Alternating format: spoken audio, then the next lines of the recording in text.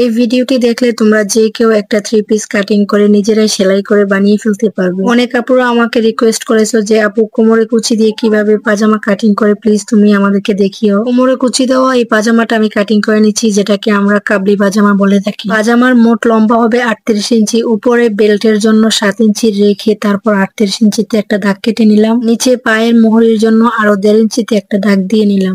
লম্বি ফিতাটা ধরে 38 ইঞ্চিতে যে একটা দাগ কেটেছিলাম তার মাঝামাঝি আমি আর একটা দাগ দিয়ে দিলাম হিপের জন্য। এই পাজামাটা আমি কাটিং করে নিচ্ছি 44 সাইজ বডির জন্য। 44 এর 4 ভাগের 1 ভাগ হয় 11 ইঞ্চি। 11 ইঞ্চিতে আমি একটা দাগ কেটে নিলাম আর এখন হাইয়ের মাপটা দিয়ে নিচ্ছি। উপরে বেল্টের জন্য যে 7 ইঞ্চি রেখেছিলাম সেই 7 ইঞ্চি সহকারে আমি 15.5 ইঞ্চিতে একটা দাগ দিয়ে নিয়েছি হাইয়ের জন্য। আজ আমার হাইয়ের মাপটা কিভাবে বের করতে হয় কয়েকটা ভিডিওতে আমি তোমাদেরকে বলে দিয়েছিলাম। এখন আমি হিপের মাপটা দিয়ে নিচ্ছি। 32 ইঞ্চি বহরের কাপড় দিয়ে 44 সাইজ বডির জন্য পাজামা কাটিং করতে গেলে কাপড়ে হয় না। যদি পাজামায় পট্টি না দেওয়া হয় তাহলে কিন্তু পাজামাটা পরা যায় না। 38 ইঞ্চির লম্বায় মাঝামাঝি যে একটা হিপের জন্য আমি দাগ কেটেছিলাম সেখানে হিপের মাপটা বডির 4 ভাগের 1 ভাগ 11 ইঞ্চি নিয়ে সাথে 2 ইঞ্চি যোগ করেছিলাম। 2 ইঞ্চির পর থেকে নিয়ে তোমরা চাইলে 5 ইঞ্চি, 6 ইঞ্চি, 8 ইঞ্চি, 12 ইঞ্চি পর্যন্ত বাড়িয়ে নিতে পারো। তবে এখানে আমি 11 ইঞ্চির পর থেকে প্রায় 9 ইঞ্চিতে একটা দাগ কেটে নিলাম। হালকা একটু শেপ দেওয়ার জন্য হাইয়ের মাপটাতেও 2 ইঞ্চি বাড়িয়ে নিলাম। এখন সবগুলো দাগ একসাথে মিলিয়ে তারপর আমি কাটিং করে নিব। আমি আমার সাধ্য অনুযায়ী তোমাদেরকে বুঝিয়ে দিয়েছি। যদি তোমরা বুঝতে না পারো তাহলে প্লিজ একটু ভিডিওটি মনোযোগ সহকারে দেখলেই বুঝতে পারবে। এই নিয়ম ফলো করে তোমরা যদি কোমরে কুচি দেওয়া পাজামা যে কোনো সাইজের জন্য কাটিং করো তাহলে কখনোই ফিটিং হবে না। পাজামা হয় অনেক ঢিলেঢালা আর পরতেও হয় অনেক কমফোর্টেবল।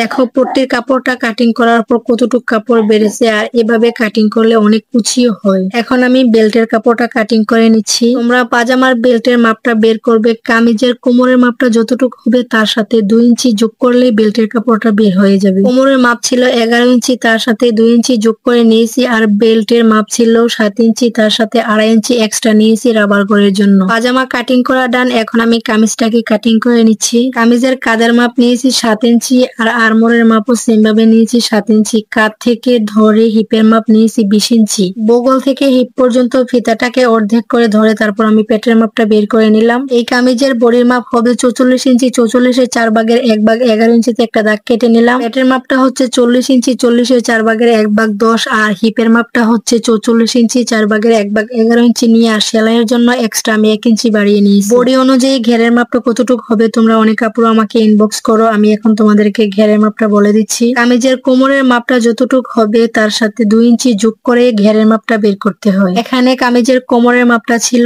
11 ইঞ্চি, তার সাথে আমি 2 ইঞ্চি যোগ করার পর হয় 13 ইঞ্চি। কামিজ সেলাই করলে সবসময় আমি ঘেরের মাপটা একটু বাড়িয়ে দিয়ে থাকি, তাই এখানে আমি কামিজের ঘেরের মাপটা 13 ইঞ্চি না রেখে 14 ইঞ্চিতে দাগ কেটে নিলাম। সেলাইয়ের জন্য 1 ইঞ্চি এক্সট্রা বাড়িয়ে নিয়ে তারপর পুরোটা কাপড় কাটিং করে নিলাম। এখন সামনের পার্টের জন্য তালপাটও কাটিং করে নিয়েছি। অনেক আপুরা আমাকে বলে থাকো যে আপু তুমি কি তালপাট কাটিং করো না? আসলে আমি সবসময় তালপাট কাটিং করি, হয়তো বা তোমাদেরকে ভিডিওতে দেখানো হয়নি। কামিজ সেলাই করলে সবসময় তোমরা তালপাট কাটিং করে তারপর সেলাই করবে। তালপাট যদি কাটিং করা না হয় তাহলে বগলের শেপটা ভালো আসে না। ভিডিও দেখে যদি তোমরা সেলাই কাজ শিখতে চাও তাহলে অবশ্যই ভিডিওটা তোমাদের টাইমলাইনে শেয়ার করে রেখে দিবে। আজকে এই পর্যন্তই। সবাই ভালো থেকো, সুস্থ থেকো। আল্লাহ হাফেজ।